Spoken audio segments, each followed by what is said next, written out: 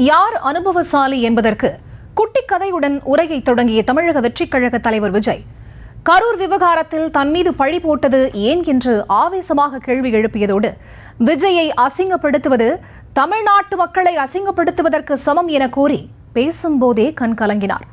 அரசியலுக்கு வரும் முன்பு உங்கள் சொத்து மதிப்பு எவ்வளவு, அரசியலுக்கு வந்த பிறகு உங்கள் சொத்து மதிப்பு எவ்வளவு என வெளிப்படையாக அறிவிக்க முடியுமா என கேள்வி எழுப்பிய விஜய் திமுகவுக்கும் தாவேகாவுக்கும் இடையே சீரியஸ் போட்டி நடக்கும் போது இடையில் சிலர் காமெடி செய்து கொண்டிருப்பதாக கலாய்த்தார்.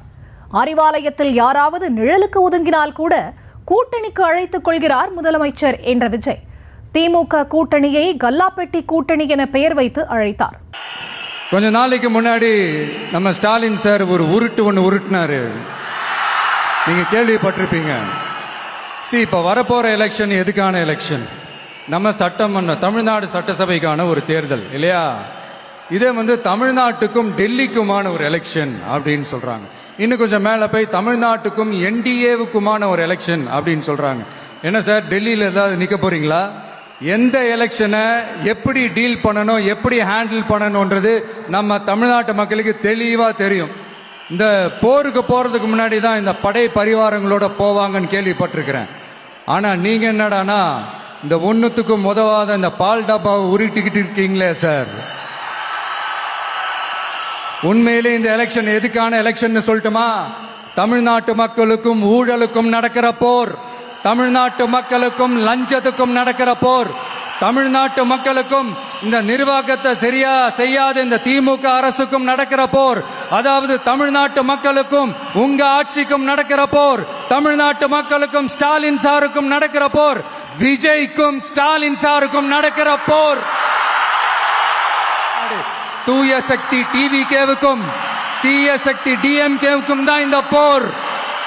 ஒரு எலெக்ஷன்ல அவங்களோட எதிரிகளை தான் எதிர்ப்பாங்க, அப்படிதான் எதிர்ப்பாங்க, அதுதான் யதார்த்தமும் கூட. ஆனா இந்த எலெக்ஷன்ல தான் ஒட்டுமொத்தமா எல்லாருமா சேர்ந்து ஒருத்தனை எதிர்க்கிறாங்க.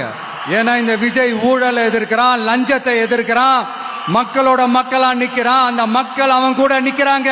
அந்த காண்டு நீங்க எப்படி வேணா எதிர்த்துக்காங்க, ஆனா போட்டி ரெண்டு பேருக்கு நடுவுல தான்.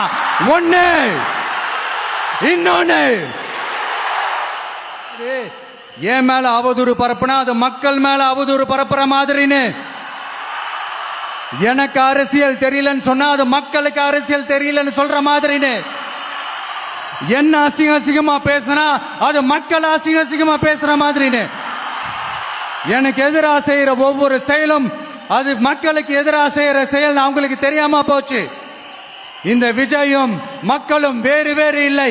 இந்த விஜயும் மக்களும் ரத்தமும் சதையும் மாறி உடலும் உயிரும் மாறி ஒன்னிலிருந்து ஒண்ண பிரிக்கவே முடியாது.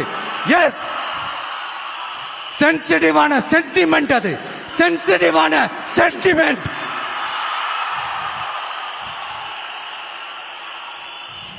இதை யாரும் அசைக்க முடியாது. மக்களை நேசிக்கிற விஜய் வேணுமா, மக்கள் விரோத ஆட்சி நடத்துற ஸ்டாலின் சார் வேணுமா? இந்த விஜய் நம்புறீங்களா, ஸ்டாலின் சார் நம்புறீங்களா? Proof, this is the proof. இந்த நேரத்தில் ஒரு சீரியஸ் கேள்வியை இன்னைக்கு இருக்கிற மிகப்பெரிய அரசியல்வாதிங்க கிட்ட கேட்கணும்னு நான் நினைக்கிறேன். நீங்க அரசியலுக்கு வர்றதுக்கு முன்னாடி உங்ககிட்ட இருந்த சொத்து எவ்வளோ? அரசியலுக்கு வந்ததுக்கு அப்புறம் இன்னைக்கு உங்ககிட்ட இருக்கிற சொத்து எவ்வளோ? அதை ஓபனா டிக்ளேர் பண்ண முடியுமா? அப்படி வந்த காசெல்லாம் என்னென்ன தொழில் செஞ்சு வந்துச்சு, என்ன வேலை செஞ்சு வந்துச்சு? உண்மையிலே நீங்க உழைச்சி சம்பாதிச்ச காசா, இல்ல ஆட்சி அதிகாரத்துக்கு வந்ததுக்கு அப்புறம் ஆட்டைய போட்ட காசா? இதெல்லாம் ஓபனா டிக்ளேர் பண்ண முடியுமா? இதெல்லாம் நம்ம கேட்டா எல்லா ஊழல்வாதிகளும் ஒன்னா சேர்ந்து நம்ம மேல சேத்தவாரி வீசுவாங்க. அதை பத்திலாம் நமக்கு கவலை இல்லை. ஏன்னா நாம யாருன்னு மக்களுக்கு நல்லாவே தெரியும். எனக்கு ஒரு புது ஃப்ரெண்ட், புது நண்பர் ஒருத்தர் கிடைச்சிருக்காரு. யார் தெரியுமா? தெரியாதா? முதல்வர் அவர்கள் தான். இப்போ ஒரு நிருபர் ஒருத்தர் கேட்ட கேள்விக்கு எனக்கு எதிரிகள்லாம் யாரும் இல்லை, அவங்க எல்லாருமே எனக்கு நண்பர்கள் தான் அப்படின்னு சொன்னாங்களே. அப்படி நாங்கெல்லாம் உங்களுக்கு நண்பர்கள்னா அப்புறம் ஏன் சார் கரூர் விஷயத்துல ஏன் மேல பழி தூக்கி போட்டீங்க?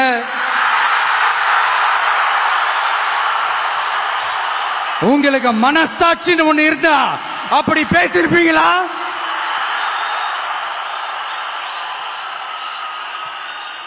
அப்படி நாங்களாம் உங்களுக்கு நண்பர்கள்னா ஒரு ஈவென்ட், ஒரு ஃபங்க்ஷன் நடத்துறதுக்கு ஒரு இடமோ ஒரு பர்மிஷனோ ஏன் கொடுக்க மாட்டேன்றீங்க? இங்க சில அரசியல் கட்சிகளும் சில அரசியல் தலைவர்களும் ஒரு சில நேரங்களில் அமைதியா இருந்தாலே போதும், ஒரு பிரச்சனையும் வராது. மாசம் மாசம் கரண்ட் பில் கட்டுற மாதிரி மாத்துவோம்னு சொன்னீங்களே, செஞ்சீங்களா? நிறைய மலை கிராமங்கள்ல பஸ் வசதி இல்ல, நிறைய மலை கிராமங்கள்ல ஹாஸ்பிட்டல் வசதி இல்ல. இது ரெண்டுமே எவ்வளவு முக்கியமான ஒரு விஷயங்கள். பஸ் வசதியும் ஹாஸ்பிட்டல் வசதியும் இல்லாததுனால வீட்டிலேயே பிரசவம் பார்க்கிற அந்த ஆபத்து இருக்குதுன்னு எவ்வளவு நியூஸ் பார்க்கிறோம். இதெல்லாம் எந்த கணக்குல சேர்த்துக்கிறது? அப்புறம் அது என்ன வி சேஃப் மாடலா? பெண்கள் என்ன சொல்றாங்க தெரியுமா? அது வி சேஃப் மாடல் இல்ல, வி ஆர் நாட் சேஃப் மாடல்னு சொல்றாங்க. இப்படி இருக்கிறப்போ தமிழ்நாட்டில் எங்க போனாலும் பெண்களுக்கு பாதுகாப்பு அப்படியே கொட்டி கிடக்குதான். இப்படி சொன்னா எப்படி சார்? கேட்கறவங்க என்ன கேசரி சாப்பிடுறாங்க நினைச்சீங்களா? இவன் வேற, இந்த விஜய் வேற, எங்க போனாலும் இந்த மக்கள் கிட்ட இந்த சட்டம் ஒழுங்கை பத்தி பேசி ஞாபகப்படுத்திக்கிட்டே இருக்கான்னு முதல்வர் அவர்கள் அவங்க கூட இருக்கிறவங்க கிட்ட எல்லாம் சங்கடப்பட்டாராம். நாம் என்ன பண்றது? நாம தான் தமிழ்நாட்டோட விசில் ப்ளோயர் ஆச்சே. மக்களே, இந்த தீய சக்தி, இந்த அட்ராசிட்டிய ஒரு எண்டு கார்டு போடணும் அப்படின்னா அவங்கள சுவிட்ச் ஆஃப் பண்றது தான் ஒரே சொல்யூஷன்.